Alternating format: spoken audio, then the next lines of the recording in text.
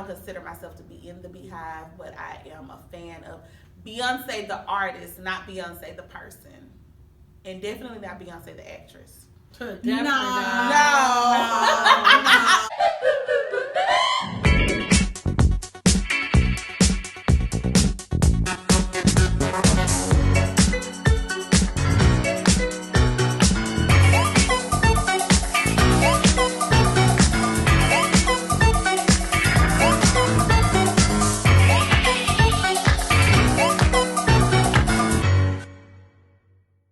We got Mel TV.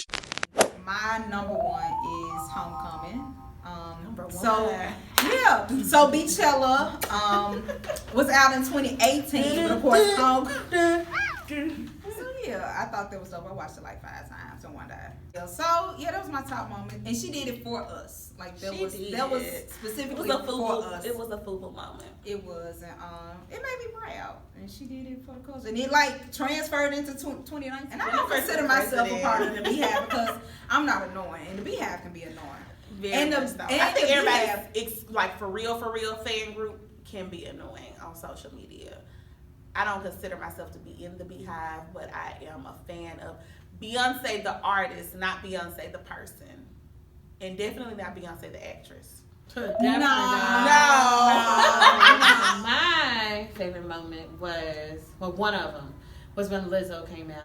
So she's like all woman empowerment, body positivity. Don't like some of her antics. Some of her antics, you know, Lakers game. Yeah, all the naked pictures. Like she's doing too much. But I do like her music. Like her music's real good. But she needs to chill out some of the antics. But I do like that she came out and built her self-confidence. She's built a lot of people's self-confidence with her music and just her image as well. So, Melissa Sado, by the way. Oh, she's a Melissa. She's a Melissa. She is. I'm not a state. But yeah, her music's dope. Her music is dope. I like her musically. I feel like I wasn't on that bandwagon at first at all. I'm not gonna lie. And most of my friends were like super Lizzo fans, and they were like, "Oh, you want to go to the Lizzo concert?" And they was like, "Oh, these tickets are $200." And I'm like, "Girl, who is this girl?" So I was not on the bandwagon. I'm gonna be honest. It took me actually listening to her album and realizing, oh, she's actually talented, because most times when people have all of these crazy antics, it's usually a cover up because they're not talented and they don't have anything else to offer. So I kind of dismissed her because she was so over the top that I felt like this was it. So once I actually listened to her music, I'm like, oh, she dope in real life. And I kind of wish that she would promote her music more than the antics.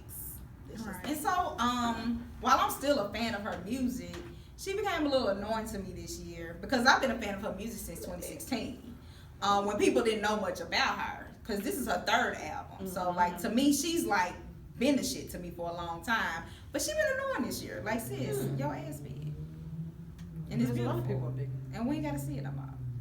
I think maybe because she had all of the, maybe it just amplified it for her because she's had, like, she finally is getting her wins. Like, she been grinding for a while, but it had, the pieces weren't coming together. Mm-hmm. So I think she was already, you know, over the top anyway, but add in nominations, movies, you know, recognition everywhere. And I think it's just been like overkill for her. And maybe she's just, there's just, you know, it's just like come out overwhelmingly throwing it in people's face because it's like, I'm with it, ho.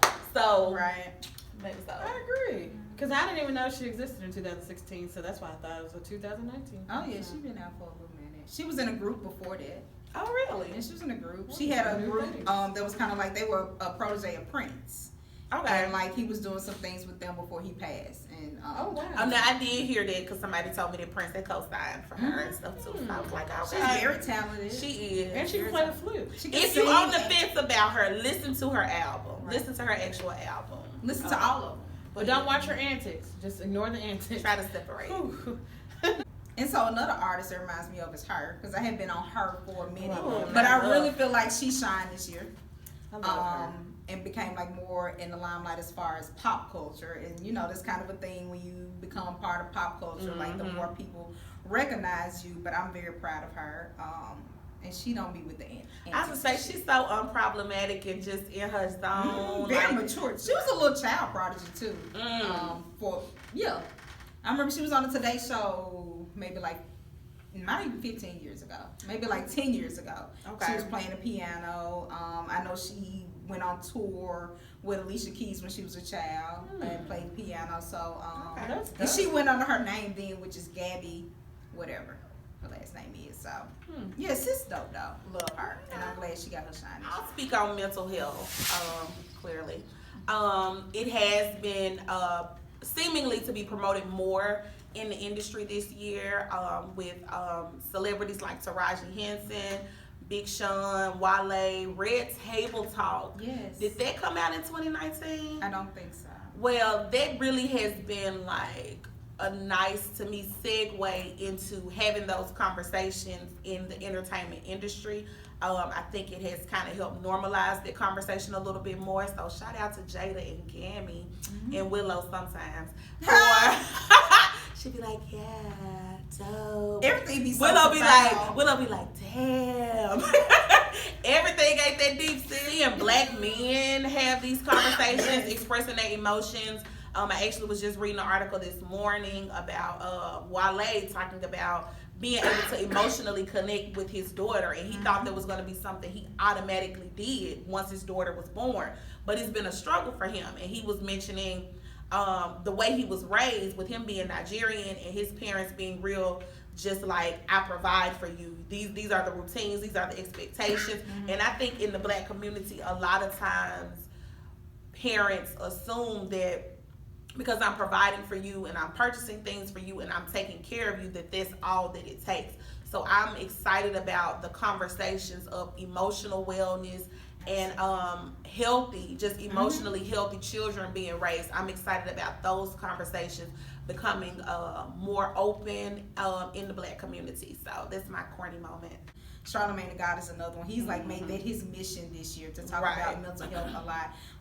And like you said, it's kind of cool to see it from a male's perspective, because especially from a black man, you know, we kind of have our image of what a black man is supposed to be, and we equate that to be strong, like you know, strong black man. We hear that a lot, but I thought it was dope that he was vulnerable to share his experiences, and he talks about how he go to therapy every Friday. I think it's at 3:00. Yeah, he's very open on his platform, and he got like a large platform, and so he talks about it regularly. So I appreciate that. Even with like the propaganda that we see, you know, on clothing, art, or wherever, you know, it's just been talked about a lot this year. So I'm glad emphasis has been placed on mental health, especially in the black culture, because we've experienced a lot of trauma. So yes, I agree. Black trauma matters. Shout out to the black therapists out here. She hating, don't worry about it. I didn't even say anything. I was like, shout out to the artists, you know. That's a form of self-helping, you know. Ooh. Jill Scott. I kind You of know, sis go get her shine. I heard that. It should be in the front. It should. I'm gonna cover her back. You don't want nobody to see it. She said she's gonna take her home. So Yeah. It's my Melissa has like the dopest eclectic apartment ever. oh my god. I love Nipsey pictures. She got whole walls made of records and stuff. Maybe she'll have us over for a while. Us? Yeah. Okay, me. What's some of your personal wins from this year? Nothing. I'm just playing. Pick one. Cause you had a lot. So can I for interrupt me, No. So last year, like maybe around this time, we went to a vision board party together. Oh, we did. We created a vision board, and I actually got to watch her create her vision board and, like, you know, list all the things she wanted to do, organize it on the board, and then through the year, I watched her work on everything on her board. So, like, to see her win is like, I don't know, it's like I wanted to. Yeah. Like, I'm really happy for her. For me, one of my major wins, I would say, would be rebranding myself and creating my personal brand. So I knocked out things that were on my list, but really identifying and branding myself as Pametria Dominique, the empowerment expert, and changing the way I think and approach my business has really been a huge win for me this year. I became an entrepreneur, Ow. entrepreneur to be exact. I have my own gallery now in Cordova. First female black-owned gallery in Cordova. I think in Memphis, actually. So I'm excited about that. Grand opening was successful. I'm excited. Starting an aftercare program in January. So For necessary. art. For the kids, you know, To the creativity. Absolutely. You know, we got to pour into our children. They're our future.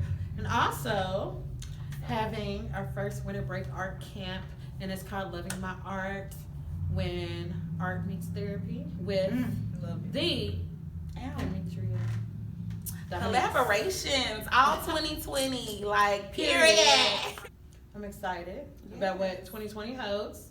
Plan on creating even more platforms. More money. More and more More and money. more to put money back into the black community. That is what I'm here for. Now, when you burn that bridge, that's it. You know, I help as long as I can. So when You know, that's Bring it. back, friend. Bring back. Look, Yeah. Insert soapbox. Little violin playing here. record stretch. So, So- tell us about your calendar because I'm giving this away. I have two, and I'm giving it away to whoever's one person that's watching this. So talk to us about your calendar. So the calendars, they have my artwork on every month, and it has a quote on each month, except for the art that has words on it. There's no need for a quote. So, you know, see, like this one, there's no need for a quote because it's on her shirt. So yes, it's my hair. No, can't touch it. So, I mean, it's dope. It's desk calendar. They usually sell out every year. This year, you know, people been buying art more than calendars, which is cool. You know what I'm saying? So It's just disappearing out. I know she disappeared.